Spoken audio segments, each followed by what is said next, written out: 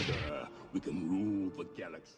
What is up, guys? Arch Alchemist back yet again with a new video, and today we are going to discuss what if Padme had joined the dark side with Anakin. But before we get into the video, don't forget to like and subscribe, and here we go. Descending into the blazing planet of Mustafar, Padme had thoughts racing through her head. Had Anakin really have done this? Turned on the Jedi and the children? How could he? Then she remembered the Tuscans he had slaughtered years earlier when his mother was killed by the Tuscan raiders. These thoughts were turning into a throbbing pain inside her head. When the ship landed, off in the distance, she sees a dark figure emerge through the automated doors. The figure noticed her. It was Anakin. With C-3PO next to her, she hit the shuttle doors open and she ran to him. Anakin was coming just as quick and embraced her. It lasted for only a moment. When Anakin asked, "What are you doing here?" Padme replied, "Anakin, I'm so worried about you. Obi-Wan told me the terrible things." Anakin gave her a condescending look. "What things?" She replied, "That you turned to the dark side, that you killed younglings." Anakin seemed calm, and his voice soothingly said, "Obi-Wan's trying to turn you against me."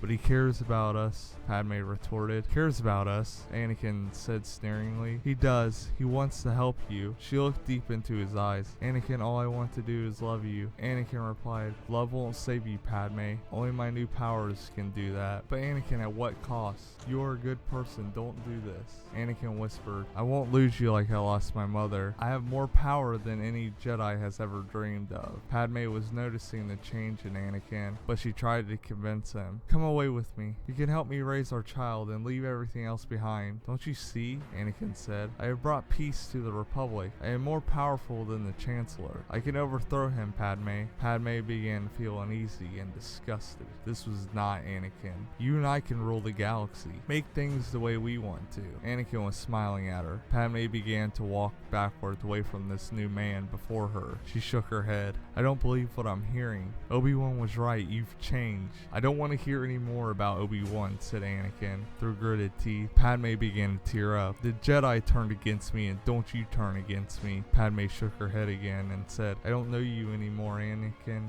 You're breaking my heart. You're going down a path I can't follow." "Because of Obi-Wan?" Anakin asked. "Because what you've done," Padme said, with tears now streaming down her face. "What you plan to do. Stop now. Stop now and don't come back." Anakin's gaze changed to behind her.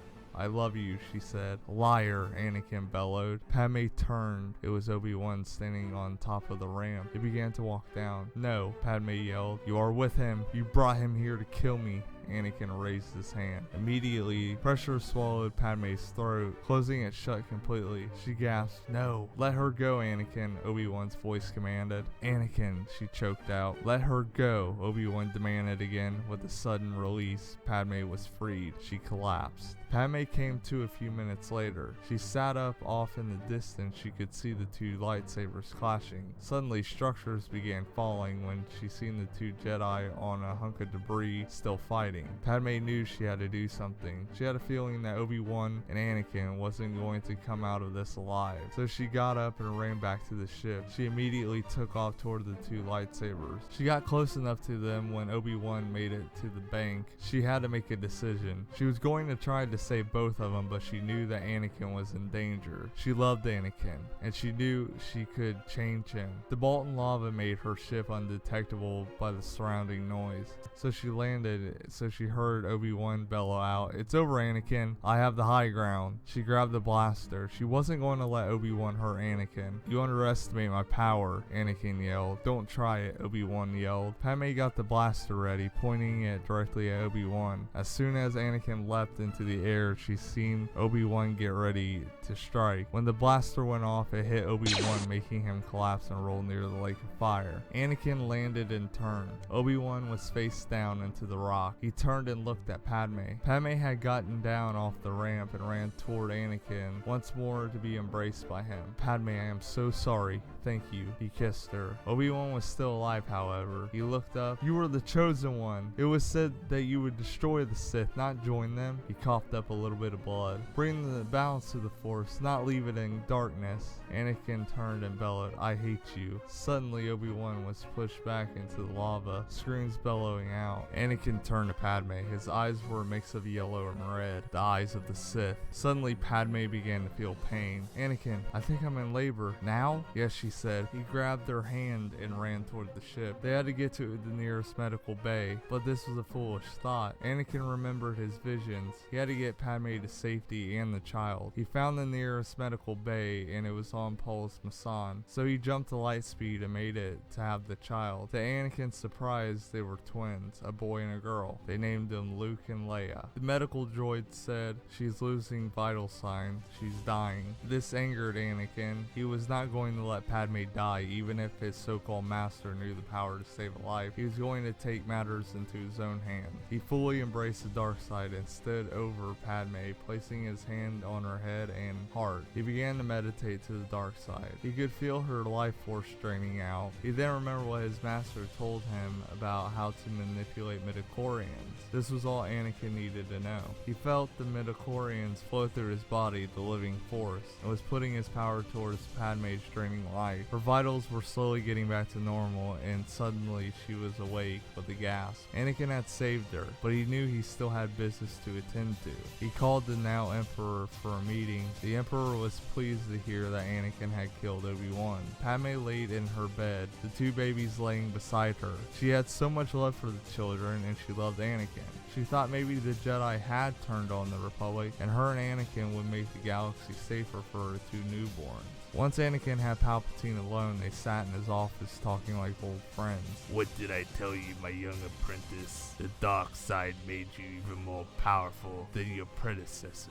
Palpatine began to laugh. We now have total victory over the galaxy. Wiped out all the enemies and the Jedi. Anakin smiled. "Well, there is one thing I still have to do." What's that, my old friend? Anakin ignited his lightsaber. Palpatine stood up. What are you doing, you fool? Anakin smiled. "No, I am not a fool. You are the fool to think that we both can rule this galaxy as master and apprentice. I have conquered life and death. I no longer need you." Palpatine began to laugh. He ignited his own lightsaber, the crimson blade glowing with power. Anakin lunged. He began with the heavy assault and began to break his opponent's defenses. Good.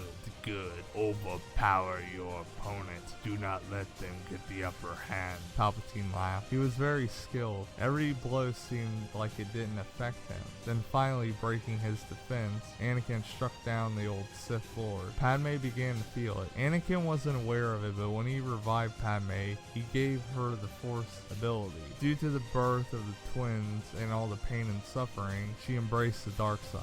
So thus, Anakin ruled over the galaxy with Padme's rightful place beside him. Alright guys, so what do you guys think? This is my first fan fiction type thing. So what do you guys think in the comment section below? Like, what do you think Padme would have done in this situation if she survived? If Anakin had still gotten her, or, into the suit. In my version, he didn't get into the suit, obviously. So what do you guys think what the version should be like, or what do you guys think? So like I said, don't forget to like and subscribe. Thank you for watching, and I'll see you guys later.